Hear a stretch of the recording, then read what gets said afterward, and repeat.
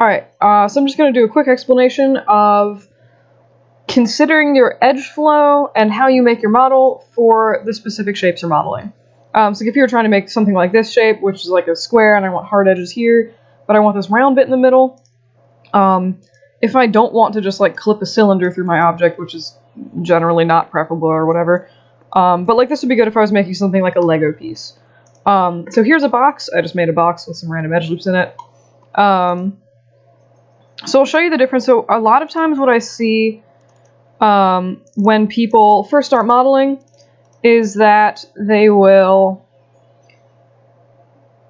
extrude the whole face in. So like basically if I grab this entire top section, I extrude and I scale this down, and then I like use the circularize tool on that. So cool, like now I have my my awesome looking little circle thing in the middle. So I'll just extrude that up again, and that should theoretically be what I want, right?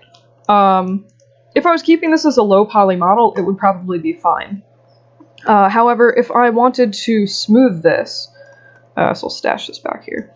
So if I wanted to smooth this, so just like hit the 3 key, I want these edges to be hard, and the way that the edge loops are set up now makes that significantly more annoying than it needs to be. So you'll notice that if I'll try to start with like rounding out these edges of the square here. So if I go in here and I like start adding in an edge loop, you'll notice that it cuts across the circle in the center, and it makes like a weird hard spot in the circle itself, which is like obviously not particularly desirable. The bad way kind of to compensate for this would just be to like to just take that edge loop and recircularize it, but it's kind of like an overkill method. Like there's a bajillion easier ways to accomplish the same thing. The other thing that you might consider doing is just like grabbing these edges here and just physically shifting them over. But again, then when you do that, you get like these really stretched out quads here, which is like also kind of better to avoid if you can. So basically, the edge flow in this object isn't particularly set up particularly well for smoothing the object without affecting the circle. Because basically what I want to do is be able to draw edge loops in through here so I can harden the edges of the square but not mess with the circle. So usually if you're planning ahead, what I tend to do is add in the extra edge loops, or add in the extra edge loops in the beginning when I create the object, or before I need to do any kind of extruding or circularizing, so that the edge loops run where I need them to. So in this case, instead of grabbing the entire top of the object and then extruding it in, I'm just going to grab these inner edge loops, which I added. They were on here too, but I added specifically here because I knew it would help in the end with the circle. So I'm just going to circularize these guys. And extrude them up. You'll notice that this sort of square thing on the top has less loops in it than this one started with, but it doesn't really matter, because when I smooth this, it's going to round itself out anyway. The only thing that matters is that there's at least like 6 or 8 edges running around the top of the circle, and that they're equidistant from each other, so that when it smooths, it is actually a circle. So if I need to smooth this now, you'll notice that I have a nice row of quads running down like the entire side of my object. So this is going to make things really, really easy if I need to harden the edges. So you'll notice like when I put that edge loop in, the circle is completely unaffected. So I could just keep going around and adding as many edge loops here as I needed. And then again, I could go in and like, what am I clicking right now? My computer froze. Good. Yay! Cool. A few moments later. Alright.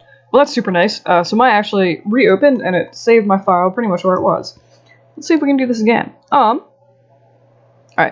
So, yeah, so I could go in and like harden the edge of this circle, and harden the bottom of this circle.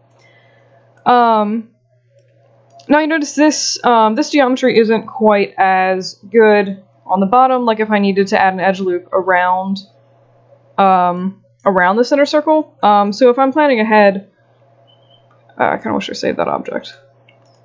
Alright. So if I'm planning ahead, before I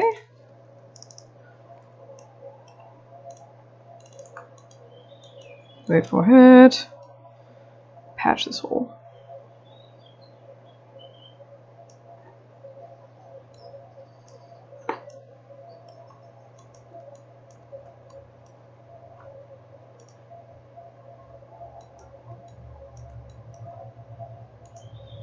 Alright,